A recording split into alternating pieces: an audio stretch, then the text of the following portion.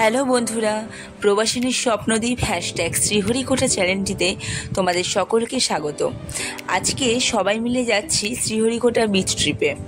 কালকেই 15 দিন পর দেশের বাড়ি থেকে ফিরেছি।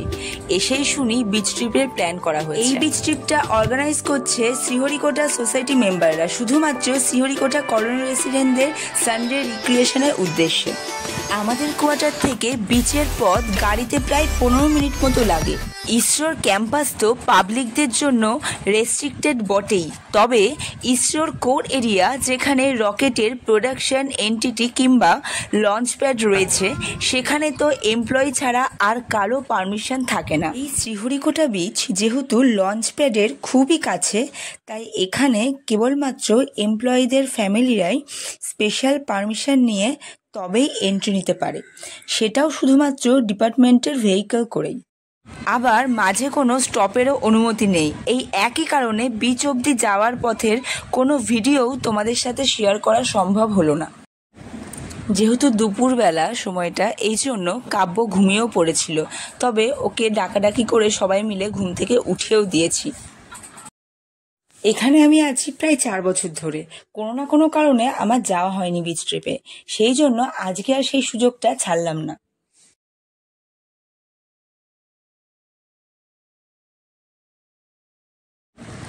সমুদ্র দেখে তো মনটা এমনিতেই ভালো হয়ে যায়, আর বিচটি এত নিট অ্যান্ড ক্লিন, এই জন্য মনটা যেন আরও বেশি ভালো হয়ে গেছিল।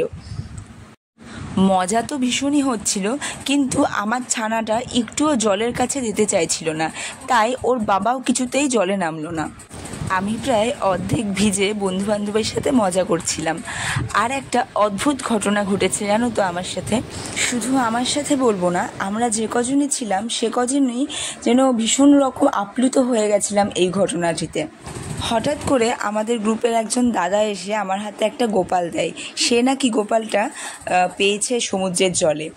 আমরা তো সবাই মিলে খুব খুশি হলাম। আমি ভাবলাম যে বাড়িতেও নিয়ে চলে আসবো গপুটাকে, কিন্তু তার সাথে সাথে মনে অনেকগুলো প্রশ্ন জাগা দিল যে গপুটাকে কে এরমভাবে ফেললো, সমুদ্রে কি কেউ ফেলে দিল, না এর যে মালিক, এর যে মা, সে কি এর সাথে সমুদ্রের জলে স্নান করাতে গিয়ে ডুবে গেল। অনেক কিছু মনে আসছিল, কিন্তু কিছুক্ষণের মধ্যে আমরা বুঝতে পারলাম যে এক্স্যাক্টলি কি হয়েছিল। তোমরা দেখতেই পাচ্ছ আমরা এখানে ভীষণই মজা করছি, টাইটানিকের পোজও নেওয়ার চেষ্টা করছি। যদিও জাহাজ নেই, আর তবুও সমুদ্র তো আছে। আর আমার বরমশাই তো আমার পুচকেটাকে ধরে বসে আছে, ওকে আমি আনার চেষ্টা করছিলাম বারবার গিয়ে, যে দেখো কিছু হবে না, এখানে আসো, একটু জলে পা দাও। কিন্তু আমার পুচকেটা সেই ভয় পেয়ে আসছেই না, বাবার কাছে জড়ো সড়ো হয়ে বসেছিল।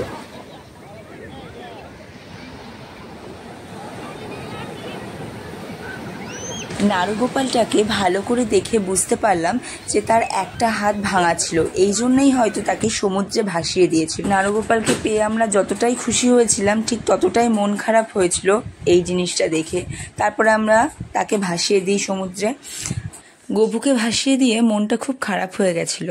আমরা তাড়াতাড়ি তারপরে বাড়ি চলে আসি। একদিকে গেমস ছিল, সবাই পার্টিসিপেট করেছিল, কিন্তু আমরা পার্টিসিপেট করিনি, আমরা জলের মধ্যেই ছিলাম।